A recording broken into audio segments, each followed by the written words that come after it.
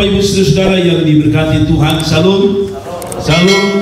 Saudara yang diberkati Tuhan, ini minggu atau hari setelah kita merayakan hari kenaikan Yesus ke sorga, dan 10 hari ke depan adalah hari Pentakosta, yaitu hari ke-50. Dan saya masih tertarik dengan teks Kisah Para Rasul pasal yang ke-1 ayat yang ke-4 sampai 8. Khotbah saya adalah menanti sebuah jawaban. Saya jadi ingat lagunya Padi ya, menanti sebuah jawaban untuk merindukanmu. Wow, luar biasa. Tapi saya berharap kita lebih rindu Tuhan daripada rindu yang lain. Katakan amin. Saudara, menanti sebuah jawaban. Mengapa saya angkat tema ini? Mari kita baca Kisah Para Rasul pasal yang ke-1 ayat 1 sampai 8. Janji firman Tuhan sebenarnya dalam konteks ini setelah dia naik ke surga adalah Roh Kudus. Itu sebabnya saya mau bilang, dengar baik-baik buat pemuda, dengar baik-baik pemudi. Sebelum Anda ketemu Roh Kudus, sebelum Anda jumpa Roh Kudus, jangan pernah mau ketemu Rohi Markus. Hidupmu hancur. Tidak ada kata amin. Sebelum Anda ketemu Roh Kudus, jangan pernah main-main dengan Rohi Markus. Anda sial nanti. Ada yang ketawa diam-diam. Saya berharap saudara sadar ini sebenarnya ini satu peringatan sederhana tapi betul, saudara. Saya baca ya. Pada suatu hari, perhatikan baik-baik ayat ini, menarik. Pada suatu hari ketika ia makan, siapa yang makan? Yesus. Bersama-sama dengan mereka, siapa mereka? Sekali lagi saya tanya, pada suatu hari ketika ia makan, ia di sini siapa? Yesus. Bersama-sama dengan mereka siapa? Ia melarang mereka meninggalkan Yerusalem dan menyuruh mereka tinggal di situ, menantikan apa? Janji Bapa, menantikan janji Bapa. Itu sebabnya tema kita adalah saudara menanti sebuah jawaban, menantikan janji Bapa yang demikian katanya telah kamu dengar daripadaku, ayat yang kelima. Sebab Yohanes membaptis dengan apa? Air, tetapi tidak lama lagi kamu akan dibaptis dengan Roh Kudus. Maka bertanyalah mereka yang berkumpul di situ, Tuhan, maukah engkau pada masa ini memulihkan kerajaan bagi Israel? Ayat yang ke-7. Jawabnya, engkau tidak perlu mengetahui masa dan waktu yang ditetapkan Bapa sendiri menurut kuasanya, tetapi kamu akan menerima kuasa kalau apa? Roh Kudus turun ke atas kamu, dan kamu akan apa? Menjadi saksiku di mana? Di Yerusalem dan sampai ke ujung bumi. Demikian jauh pembacaan firman Allah, saudaraku yang diberkati Tuhan. Janji Bapa dalam konteks ini atau jawaban yang sedang kita nanti adalah Roh Kudus. Di dalam konteks ini Roh Kudus yang dimaksudkan dengan janji Bapa adalah apa? Roh Kudus. Tapi saya percaya bahwa janji Bapa bukan hanya Roh Kudus. Dalam konteks ini memang prioritasnya adalah apa? Roh Kudus. Tetapi saya mau kita aplikasikan ayat ini ke dalam kehidupan kita. Ada banyak janji Allah yang akan atau yang pernah dia janji, tapi dia akan mengaruniakannya kepada kita. Tentu ada syaratnya. Dalam konteks ini Roh Kudus itu dalam bahasa Yunani disebut dunamos. Dunamos itu artinya apa? Muncul dunamos itu artinya apa? Itu sebabnya dari dunamos itu muncul kata dinamit. Saudara tahu dinamit? Alat sarana peledak ya. Itu saudara, itu sebenarnya dari kata dunamos ini. Dunamos yang artinya dinamit. Tapi juga dinamit ini muncul kata yang lain dari dunamos, dinamo. Saudara tahu dinamo? Dinamo itu seperti motor penggerak yang menggerakkan listrik bisa nyala, itu dinamo. Yang menggerakkan air bisa ini, itu dinamo. Dan itulah kuasa Roh Kudus. Tanpa dinamo, tanpa kuasa Tuhan, kita tidak bisa bergerak, kita tidak bisa bikin apa-apa. Air tidak bisa naik kalau tidak ada dinamo. Kehidupan kita pun demikian. Tanpa Roh Kudus tidak ada sesuatu yang hidup di dalam hidup kita. Nah, saudara, saya tidak akan bahas tentang Roh Kudus terlalu banyak, tapi maksud saya adalah saudara dapat dulu konsep janji Bapa, yaitu apa? Roh Kudus. Setelah 40 hari dia naik ke sorga, mungkin pintu ditutup saja. Waktu dia naik ke sorga, dia bilang kepada murid-muridnya, jangan kemana-mana, tunggu di Yerusalem. Dan setelah 10 hari mereka menanti, datanglah dunamos itu, dinamit itu, dinamo itu. Dan akhirnya mereka yang penakut jadi orang yang luar biasa. Petrus yang penakut jadi luar biasa. Petrus yang tidak bisa khotbah jadi pengkhotbah yang luar biasa. Sekali dia khotbah, berapa orang bertobat? 2.000, tak tanggung-tanggung. Kenapa? Karena ada dinamos, ada dinamit yang meledakkannya. Dia yang biasa, dia penakut. Setelah dinamit itu ada di dalam dirinya, dia menjadi peledak. Bukan meledakkan gereja, bukan meledakkan rumah ibadah, tapi dia gunakan dinamit itu, kuasa itu untuk meledakkan firman Allah. Dan saudaraku, janji ini itu Roh Kudus, tapi mari kita aplikasikan dalam hidup kita. Ada banyak janji Tuhan yang bisa digenapi pada waktu saudara menunggu sebuah jawaban, tapi itu tidak gampang didapati. Roh Kudus yang setelah 10 hari dia suruh naik ke Yerusalem, itu tidak datang langsung. Walaupun dia janji, dengar baik-baik, walaupun Yesus berkata tunggu di Yerusalem, aku akan mencurahkan Roh Kudus, tapi itu tidak langsung datang. Itu ada sesuatu yang dikerjakan oleh para murid, ada bagian yang dilakukan oleh para murid. Karena itu saudara-saudara, saya bilang di sini, saya yakin janji akan Roh Kudus adalah salah satu dari ribuan janji Tuhan. Walau saya harus jujur, janji yang satu ini memang sangat luar biasa. Ini prioritas janji Tuhan yang ini. Nah, dari khotbah dengan tema menanti jawaban dari Bapa kita dapat belajar cara agar janji Tuhan dapat tergenapi. Apakah dengan sendirinya terjadi? Tidak. Banyak orang bilang begini, saya sudah dengar firman banyak janji Tuhan, tapi saya tidak alami sesuatu. Banyak janji Tuhan, pengkhotbah bagus, tapi saya tidak mengalami janji Tuhan itu. Pertanyaannya dari diri saudara adalah, kenapa begitu Pak Pendeta? Maka saya punya jawaban. Kalau begitu, apa yang harus kita lakukan saat menunggu janji Bapa? Saya tidak tahu janji apa yang sedang tunggu, tapi dalam konteks ini mereka sedang menanti Roh Kudus. Saya tidak tahu apa yang sedang engkau nanti dalam kehidupanmu, apa yang sedang engkau tunggu di bawah kaki Tuhan untuk sebuah pergumulan kah, beban kah, persoalan kah, tapi apapun itu Anda tentu sedang menanti. Kalau begitu mari kita belajar dari konteks ini. Apa yang dapat kita pelajari? Satu, taat sampai janji Tuhan itu tiba. Saudara-saudara, yang pertama, taat sampai apa? Janji Tuhan itu tiba. Sekalipun dia janji, tapi Anda akan harus melakukan bagian Anda. Sekalipun Tuhan sudah janji, tapi itu tidak datang otomatis. Janji itu hanya akan datang kepada mereka yang apa? Taat. Mari kita baca ayat yang keempat. Perhatikan ayat yang keempat. Pada suatu hari ketika ia makan bersama-sama dengan mereka, ia, siapa? Yesus melarang mereka meninggalkan Yerusalem. Ada dua kata, satu kata melarang, yang kedua kata Yerusalem. Dia larang tinggalkan Yerusalem. Dia larang tinggalkan Yerusalem. Dan kita tahu bahwa kalau saudara baca ayat yang ke-12, coba kita lihat, apakah mereka melakukannya? Benar. Maka kembalilah rasul-rasul itu ke mana? Yerusalem. Dari bukit yang disebut Bukit Zaitun yang hanya seperjalanan sahabat jalannya dari Yerusalem. Jadi waktu Tuhan bilang akan ada Roh Kudus yang aku berikan sebagai janji Bapa, tetapi pertama yang menjadi rahasianya adalah ayat yang tadi, ayat yang keempat dan ayat yang ke-12. Tanpa ayat 4 dan ayat 12, janji itu hanyalah mimpi. Jadi saudara, firman Tuhan boleh bagus disampaikan, khotbah boleh bagus disampaikan, khotbah Anda boleh mengerti, tapi kalau Anda tidak taat, janji Tuhan tidak akan tergenapi. Yang setuju katakan amin. Banyak orang hanya mau klaim janji Tuhan, tapi mereka tidak pernah mau taat sama perintah Tuhan. Mereka hanya mau klaim janji Tuhan, saya klaim janji Tuhan, tapi mereka tidak pernah mau taat sama firman Tuhan. Tidak bisa. Ada korelasi, ada hubungan antara ketaatan dengan janji Tuhan. Selama Anda taat, janji Tuhan digenapi. Selama Anda tidak taat, jangan pernah berharap janji Tuhan digenapi.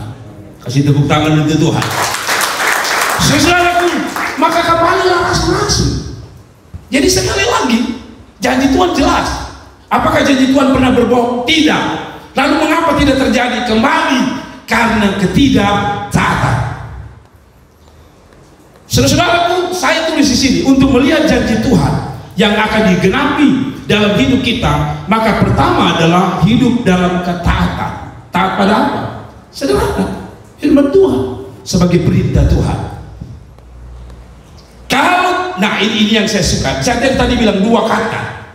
Dia larang untuk tinggalkan Yerusalem. Dua kata, larang dan Yerusalem. Berapa banyak kali Tuhan sudah larang jangan mencuri, tapi orang tetap mencuri dengan alasan orang lapar boleh mencuri. Budaya dulu katanya orang tua dulu boleh mencuri. Misalnya karena zaman dahulu itu di kampung-kampung orang jalan kaki bisa berkilo-kilometer. Kalau mereka lapar mereka boleh mencuri, ambil barang orang dengan catatan tidak boleh bawa pulang. Makan di situ, kenyang di situ. Kalau misalnya ketemu orang punya kebun boleh makan, tetapi tidak boleh bawa pulang. Tapi bangsa itu pun mencuri. Tapi orang berkata bahwa alasan karena manusia yaitu lapar orang mencuri. Nah, tidak bisa. Apapun yang terjadi, lapar, mau lapar, tetap tidak bisa alasan untuk Anda mencuri. Oh, yang semua ternyata tidak setuju. Mau miskin, melarat, tidak boleh jual Yesus. Lapar-lapar, tapi tidak boleh melakukan sesuatu yang melanggar firman Allah. Ada orang yang sudah tinggalkan Yesus di kampung di sana, di sore sana, lalu mereka punya alasan sederhana. Kenapa kamu tinggalkan Yesus? Gereja tidak kasih kami makan. Gereja tidak bisa kasih Anda makan, tapi Tuhan bisa kasih Anda makan. Selama Anda taat, Tuhan punya cara peliharaan. Tapi masalahnya kita sulit untuk satu kata ini, taat. Nah, saya sering bilang, kita di orang tua taat saja, kita orang tua biar dia punya hati sekeras apapun. Orang tua bilang biar dia kakek kanik batu. Tapi kalau Anda taat, tak goyang sedikit dia punya hati. Tapi lu tidak taat, lu menangis sekali bilang tidak, sekali bilang bapak tidak, beli HP tidak. Tapi coba lu taat sedikit. Bapak tua pikir begini, kredit jubai, beli kasih dia HP.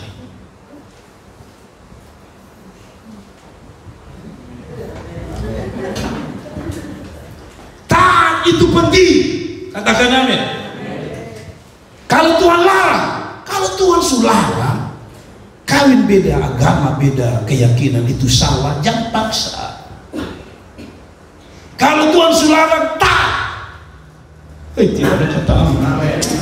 Aduh Tuhan tolong. Apa mic saya kurang besar? Kalau Tuhan sudah larang, jangan pergi ke situ, jangan pergi ke situ. Ada amin. Kalau Tuhan sudah ini kayaknya bukan jodoh, terpaksa mati lu. Menangis Bapak, pulangkan saja aku pada orang tuaku. Terlambat Bapak, sudah bakal bawa terlambat. Ada. Kalau Tuhan sudah jangan pernah maju kalau Tuhan sudah. Tapi kita ini kan suka yang larang-larang, betul tidak? Dokter bilang, mama kasih kurang bagi babi sedikit, besok 3 kilo. Tadi malam saya pergi beli nasi babi, saya ketemu orang tua, sudah tua. Saya beli daging babi, dia juga beli. Saya tiba-tiba agak nakal, saya tanya, Om masih berani makan daging babi? Tenang, dia panggil saya juga Om. Kalau dia sudah tua sekali, saya bayangkan dia sudah tua. Kalau saya berarti saya terlalu tua sekali. Dia bilang sama saya, saya punya dokter. Jadi kalau habis ini saya bisa ke dokter. Pokoknya saya makan, saya rasa agak takut ya sih menuju dokter. Tapi dokter bahasa sama. Ini umur Om bilang betul Bapak, kadang-kadang lupa umur kalau makan daging babi. Ya kan? Kita ini suka melawan gitu. Semua yang dilarang, betul ya? Tulis di situ dilarang. Dia kadang-kadang kami tinggal di Pasar Webaya itu pusing kadang-kadang di jam. Baru-baru ada kabel listrik jatuh. Jadi kami sudah teriak, jangan lewat, motor maju terus, jangan lewat, maju terus. Kami ambil kayu, bangku semua palang, masih ada lorong kecil, dia lewat situ, bayangkan. Itu orang Kupang itu. Jangan lewat sini. Jangan lewat sini. Akhirnya kita tutup. Kita pikir kalau tutup ya orang lihat dari jauh sudah tutup dari ujung ke ujung kan, pasti tidak lewat. Tidak lewat. Pasti dia bisa lewat kok. Apa kita lihat ini pala? Buta. Akhirnya saya karena jengkel saya bilang, Bapak itu ada kabel. Kalau Bapak mau mati, mati di sana. Ya kadang-kadang kita begitu, kan? So lihat orang ada nikah di sini, atau maju dulu. Nanti sampai sini kalau Bapak putar, kita putar. Sebensin habis berapa menit? Kita suka manusia ini, kita suka yang dilarang itu yang kita lakukan. Ada amin. Ada amin. Saya bilang jangan makan terlalu banyak garam. Oh Bapak, ini buruk kalau sudah ada garam Bapak, rasa kayak makan batu. Selalu kita yang dilarang itu pasti. Ada amin. Saya ini yang paling suka dengan Coca-Cola. Selalu always. Makan tanpa Coca-Cola itu seperti rohani bilang, makan tanpa firman Allah. Jadi kalau habis makan itu seolah-olah Coca-Cola itu bersuara di sini. Coca. Saya punya istri, saya bilang, Bapak ulang-ulang lu sakit gara-gara imbalan. Saya bilang Coca-Cola tidak salah, saya yang geragas. Satu hari di tahun ini habis makan, saudara tahu saya beli, saya sudah lama tidak makan rendang, saya pesan 100.000 banyak, istri saya tidak ada, bebas. Dan itu paling enak kalau Coca-Cola dorong dia. Saudara-saudara, bagaikan Yesus telah datang ke dalam dunia kali kedua. Habis minum, pada mulai beriak. Saya mau kasih tahu istri, bilang tolong dulu saya tak. Karena pertanyaannya sederhana, Coca-Cola tuh. Saya tidak suka pertanyaan ini. Dan akhirnya saya harus terbaring di rumah sakit. Sejak itu saudara-saudara, lu mau potong 20% kah, 70%, Coca-Cola lewat saya. Ku takkan kembali ke masa lalu. Mengerti ya? Kita suka yang dilarang. Orang lambung itu kalau dia lihat usambi, kurus garam, kasih usambi, tambah cuka lagi. Itu orang dia suka. Coba saudara yang lambung, coba lihat yang asam-asam, gigi asam. Iya betul lu gigi asam. Tapi habis itu dokter yang gigi asam dengan lu. Selalu yang kita dilarang itu yang kita lakukan. Saya pun keponakan di depan, dia masih kecil. Lu jangan larang. Kalau lu mau suruh dia, suruh dia terbalik. Ini abaya yang main bahasa. Waktu dia masih kecil lucu. Jadi kalau dia papa bilang gini, lu jangan lewat sini, dia akan lewat. Kalau dia lihat dia papa, maka harus bilang boleh lewat. Boleh lewat. Ya kan dia. Suruh lihat orang disuruh terbalik, mau lakukan. Betul ya? Betul ya? Kita ini masih kecil juga begitu. Orang tua suruh marah, jangan mandi di kali ibadah. Saya heran dari ibu datang mandi. Makanya orang tanya, Papa pendeta, aku mau diubah, kenapa tidak mandi kali ibadah? Lu belum tahu ya. Lu masuk kudis sekarang, semua masuk. AIDS pun masuk. Maksudnya di situ semua mau cuci auto, cuci motor sih, nah kacau. Jadi mama sudah bilang jangan mandi air ibadah. Tapi ya dasar anak, lihat anak lompat, lompat. Walaupun waktu lompat itu bayangan rotan ada di sini. Tapi tetap kan kepala batu juga. Kepala mas pukul kan habis. Itu orang Kupang pusat di situ. Dapat siksaan tapi lah paling habis. Sampai dapat habis. Babi rusak sedikit kan habis. 3 hari tinggal merah. 4 hari putih kembali. Nah, sekali lagi belajar untuk taat. Yang kedua, yang saya mau sampaikan kepada saudara, kalau saudara mau dapat janji Tuhan dalam konteks Roh Kudus, tapi saya pikir Anda sedang menanti banyak janji Tuhan dalam hidup saudara. Betul ya?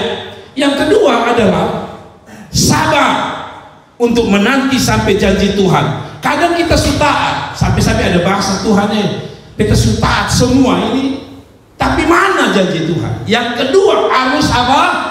Sabar menanti jawaban Tuhan. Mari kita baca ayat yang keempat. Kembali pada ayat keempat, menarik. Dia bukan sampai ia melarang mereka meninggalkan Yerusalem. Sebelum kita masuk poin 2, kenapa saya bilang jangan tinggalkan kedua Yerusalem? Yerusalem adalah bait Tuhan, bait Allah, tempat Allah hadir. Jangan pernah tinggalkan tempat di mana Allah hadir. Kalau saudara tinggalkan tempat kehadiran Allah, maka yang lain akan hadir dalam hidup saudara. Tapi yang kedua, tadi saya katakan, yang kedua adalah sabar menanti janji Tuhan. Banyak orang tidak sabar. Dan menyuruh mereka tinggal di situ, apa? Di situ itu menantikan janji Bapa. Kata menanti itu butuh satu kata, sabar.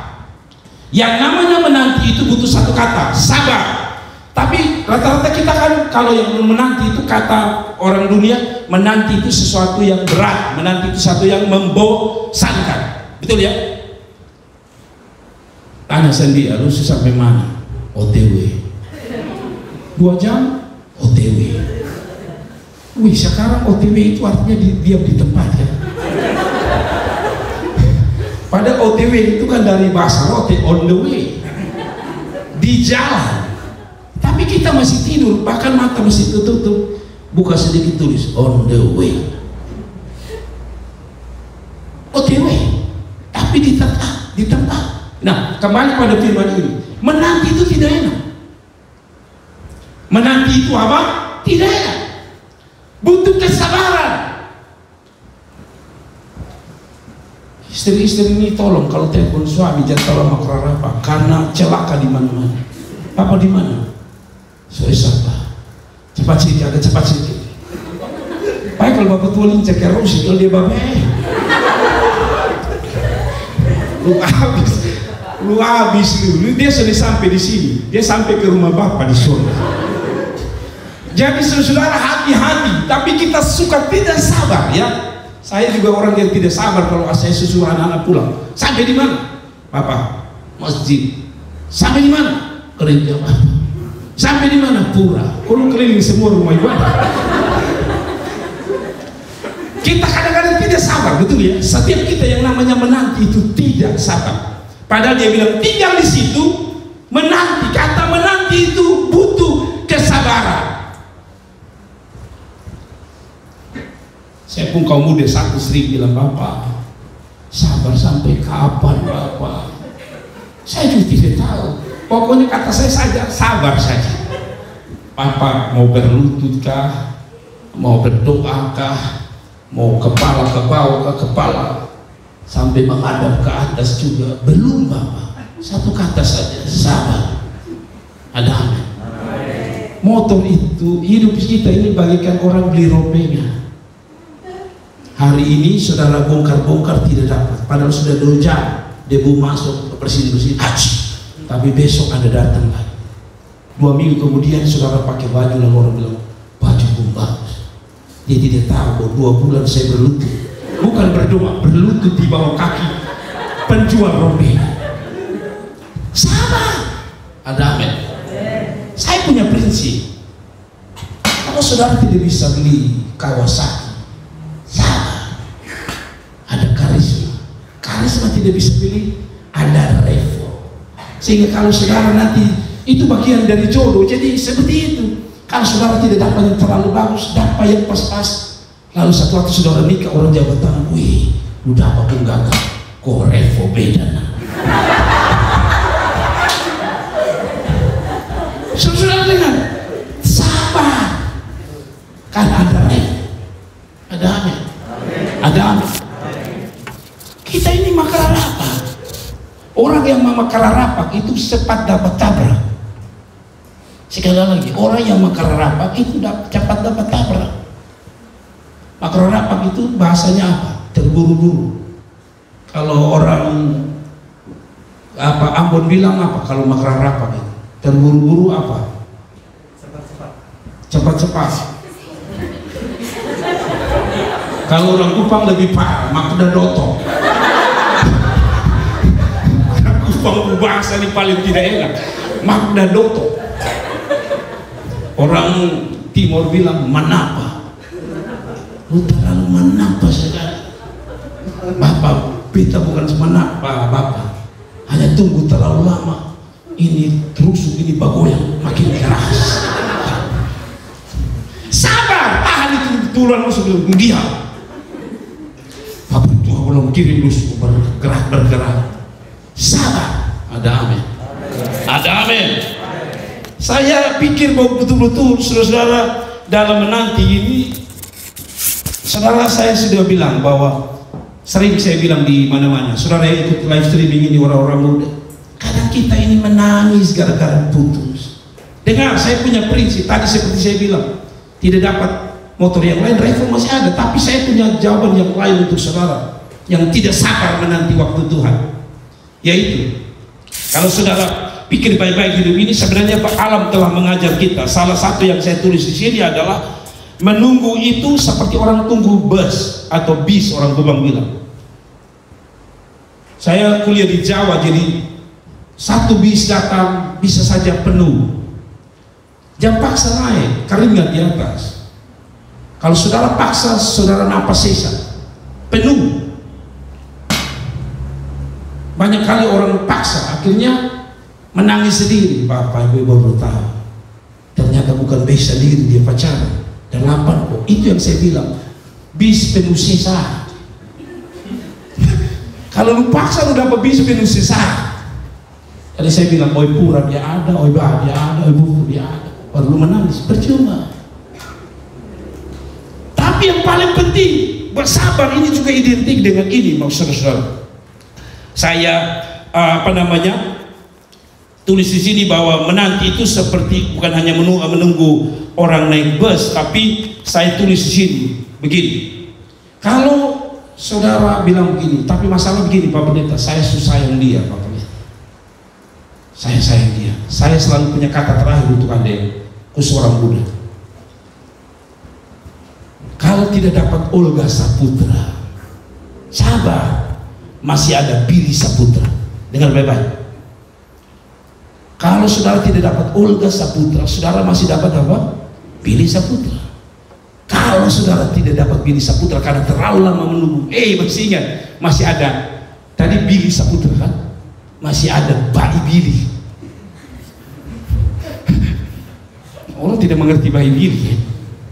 Kalau tidak ada Billy Saputra, masih Bayi Adu. Itu Bapak Blurianto, itu nama itu Bayi Adu sebenarnya. Kalau tidak dapat Billy Saputra, masih tidak ada Bayi Nali. Saya pun keponakan nama Bayi Nali. Maksud saya adalah begini, selalu Tuhan punya stok. Tidak ada kata amin. Selalu Tuhan punya stok, Kiki. Barang di toko saja selalu ada stok. Masa surga tidak punya stok untuk Anda? Puji Tuhan. Saya berharap yang tepuk tangan itu bukan orang tua.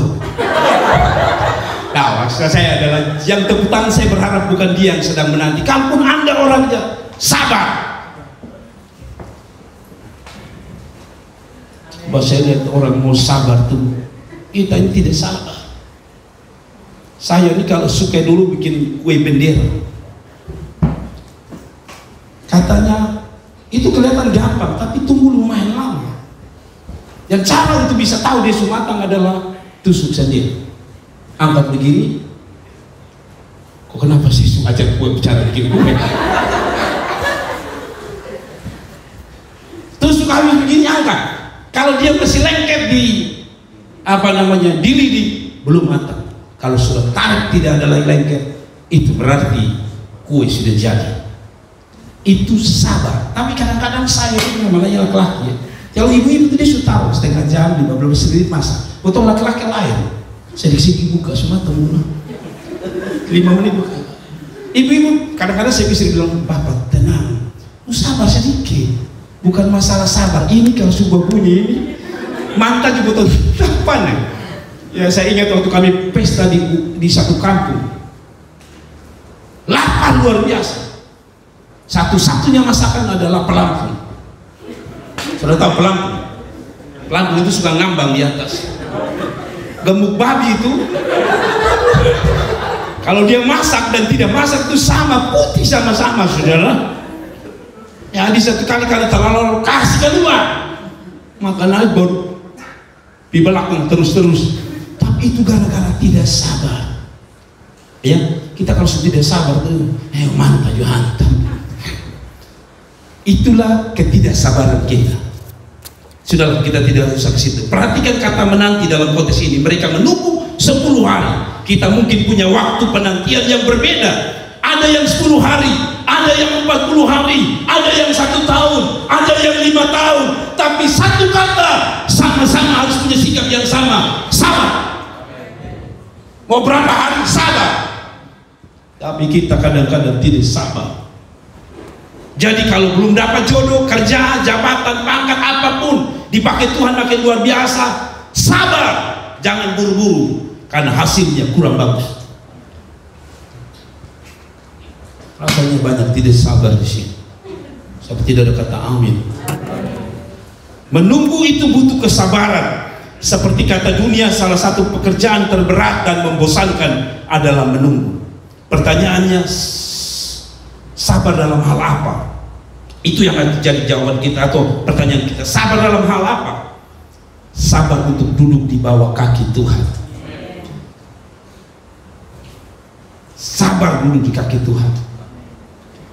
Banyak orang tidak sabar untuk duduk di bawah kaki Tuhan. Ingin cepat-cepat. Saya meyakini mereka yang sabar duduk di kaki Tuhan. Kalau sudah lihat, akhirnya yang mengalami pencurahan Roh Kudus adalah mereka yang menanti dengan sabar. Hal yang sama dengan janji Tuhan yang lain. Butuh kesabaran untuk melihat mujizat pertolongannya di dalam kehidupan saudara dan saya. Yang ketiga, menurut konteks ini, untuk bisa dapat janji Tuhan, terus dan setia berdoa sampai janji Tuhan tiba. Kalau saudara baca ayat 13 dari pasal 1 ini, coba kita lihat. Setelah mereka tiba di kota, naiklah mereka ke ruang atas. Tempat mereka apa? Menumpang. Mereka itu siapa? Petrus, Yohanes, Yakobus, Andreas.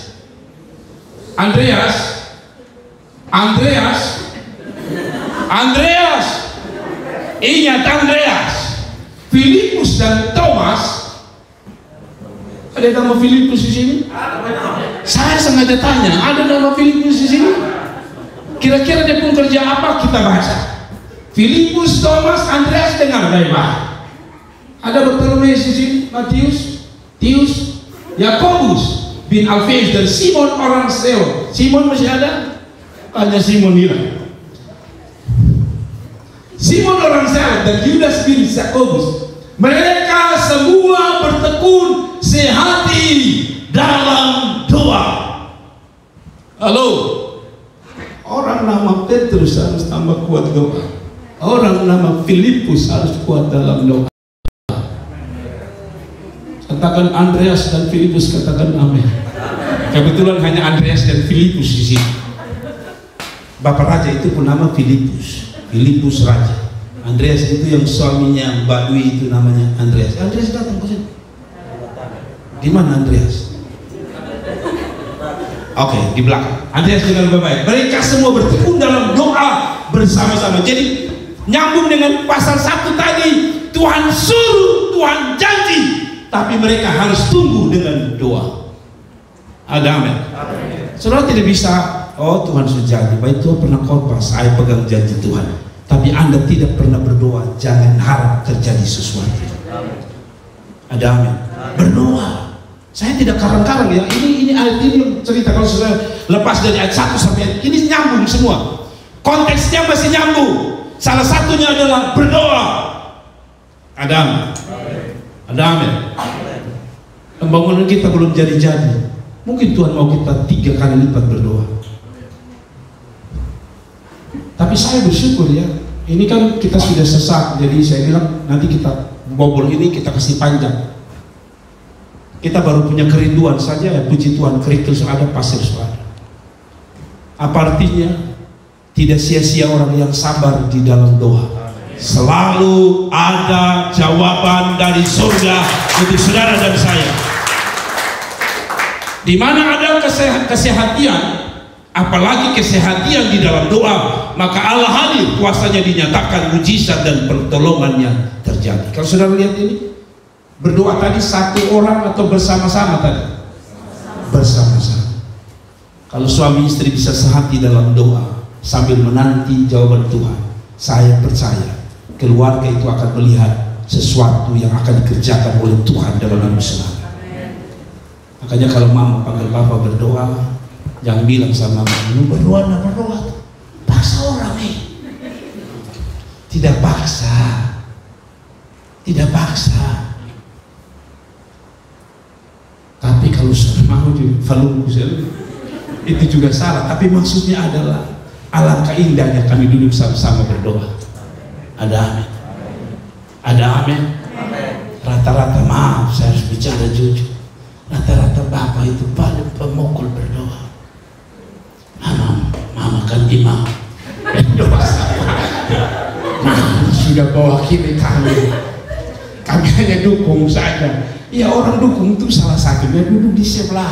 Sehingga waktu mama bilang, Tuhan tolong kami, minimal sudah mama amin. Mama tambah keras, kami yakin amin. Tapi kalau tidak ada yang bilang amin di sebelah mama, kami berdoa, hilang semua. Mama juga bisa lemah. Ada amin. Anak-anak, lu belum tahu ini hidup keras bapak. Kan itu sebabnya kalau mama panggil harus doa, karena dia sadar dia tidak mampu. Jangan lupa malas.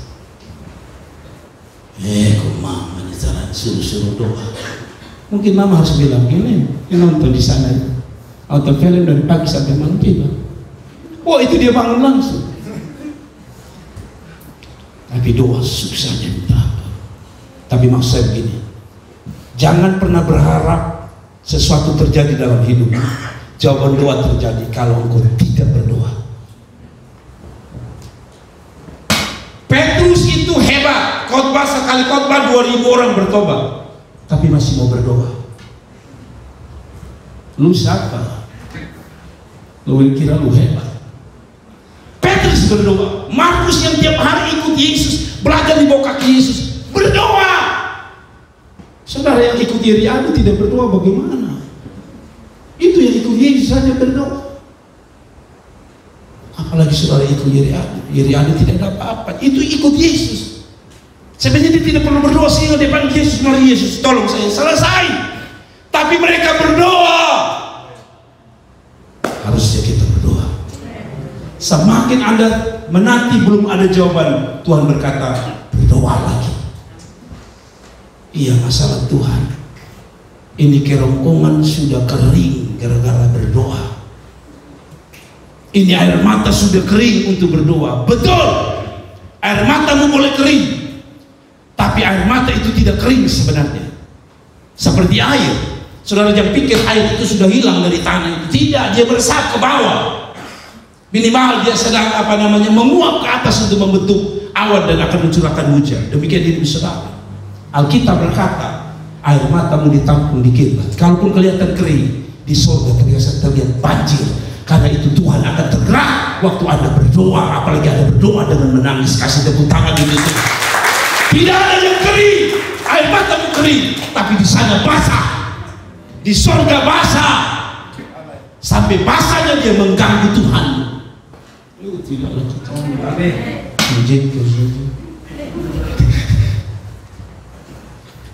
Tuhan tolong kita. Tak usah tidur, saya mau habis. Yang terakhir lalu kita berdoa. Yang terakhir, kita belum baca ayatnya. Adakah seorang daripadamu yang memberikan batu? Matius 7 ayat 79. Adakah seorang daripadamu yang memberi batu kepada anaknya jika ia minta roti? Minta itu kata lain adalah berdoa. Atau memberi ular jika ia minta ikan. Pernah apa bapak dong? Sesusah-susahnya Anda karena terlalu susah, bapak ikan bakar dulu. Ya ada tikus mati di sini. Ada. Sesusah-susahnya Anda mau usaha, mau super mie, Anda kasih dia. Jadi apa ketawa? Adakah pengalaman? Jadi jika kamu yang jahat tahu memberi pemberian yang baik, Sebab saya tahu ada pengalaman sebelum kita baca. Anak minta apel, buah-buah yang mahal. Sampai orang tua bilang, woi, kalau kira saya rasa kaya, usaha ada. Jadi jika kamu yang jahat itu tahu memberi pemberian yang baik kepada anak-anakmu, apalagi Bapamu yang di surga, ia akan memberikan yang baik kepada mereka yang meminta kepadanya. Jadi berdoa saja, minta saja. Urusan nanti kapan itu bukan urusan kita. Urusan kita minta, urusan kita berdoa. Yang menarik Lukas 11 Lukas. Bapa manakah di antara kamu, jika anaknya minta ikan, daripadanya akan memberikan ular kepada anaknya itu ganti ikan? Kecuali di sekolah Alkitab itu terjadi. Saudara, biasanya setiap kali kami memakan itu sudah ditaruh ayam, ikan lele, macam-macam. Misalnya ikan lele dan tahu. Tapi mujizat bisa terjadi setelah Anda berdoa di sekolah kita. Saudara, kalau tidak pegang baik-baik, habis doa, bukan hanya hilang. Kalau hilang bisa saja sudah ulang-ulang.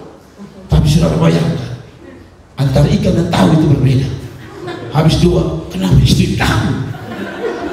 Sutukar Bapak, kakak kelas sutukar, kakak kelas. Jadi kamu yang jahat tahu memberi pemberian yang baik kepada anak-anakmu, apalagi Bapamu yang di surga, ia akan memberikan Roh Kudus kepada mereka yang meminta kepadanya. Roh Kudus bicara tentang perkara rohani. Kalau perkara rohani saja Tuhan kasih, masa engkau berdoa untuk perkara jasmani Tuhan tidak kasih? Kalau perkara yang paling mulia saja Tuhan kasih, maka kalau perkara-perkara sepele Tuhan tidak kasih. Makan, minum, jodoh, pangkat dan sebagainya Tuhan pasti kasih. Tapi kasih kepada mereka yang masih mau berdoa. Kalau kita setia dalam doa untuk menanti janji Tuhan, yaitu Roh Kudus atau perkara rohani, Parakletos, Dunamos, Dinamit itu, dinamo itu saja Tuhan berikan kepada mereka yang setia menanti jawaban dari Bapa, apalagi hanya perkara-perkara jasmani. Saya terakhir dengan sebuah kesimpulan. Kalau Anda sudah taat dan setia, sabar menunggu, maka urusan janji Bapa itu bukan urusan Anda, itu urusan Tuhan. Anda sudah berdoa, itu urusan Anda. Anda setia sabar, itu urusan Anda. Lalu urusan jawaban itu urusan Tuhan. Karena sekali lagi saudara sabar sedikit, sabar sedikit, sabar sedikit. Ilmu keasal dari saya. Karena pada ayat 6 ada pertanyaan, sampai kapan kami sabar? Menarik sekali ayat ini, ayat 6, suruh lihat ayat 6. Maka bertanya oleh mereka bergumul, di situ Tuhan, maukah engkau pada masa ini memulihkan kerajaan bagi Israel? Bayangkan Tuhan sudah ajar doa, sabar, tapi masih tanya juga. Ini kalau saya jadi Tuhan Yesus, maksud kau belum bisa mulih. Maukah engkau pada masa ini memulihkan kerajaan bagi Israel? Jawabnya, engkau tidak perlu mengetahui masa dan waktu yang ditetapkan Bapa sendiri menurut apa? Kuasanya. Tuhan selalu bilang begini, tak usah tanya, itu kuasa saya sanggup. Tak usah tanya, yang kau lakukan tadi yang tadi itu berdoa, setia, sabar, tunggu. Urusan untuk menjawab doamu itu urusan kau, bukan urusan. Kalau dia bilang, tapi kamu akan menerima kuasa kalau Roh Kudus turun ke atas kamu. Apa artinya? Urusan pemulihan, urusan jawab doa, urusan mujizat, urusan pertolongan Tuhan, urusan berkat, urusan janji Tuhan yang lain, itu bukan urusan. Pesan saya sederhana, uruslah urusan kita yang tadi. 1, taat. 2, sabar. 3, berdoa. 4, memang belum, karena sudah selesai. Tapi maksud saya lihat, kita bagikan orang Israel, tanya kapan dikebulikan, kapan saya dapat jodoh. Tuhan bilang sabar, itu urusan kuasaku. Untuk menarik kuasa Tuhan itu turun, 3 hal tadi kita lakukan. Saya percaya Tuhan hadir dan menjawab doa. Kasih tepuk tangan untuk Tuhan. Tuhan Yesus memberkati kita sekalian.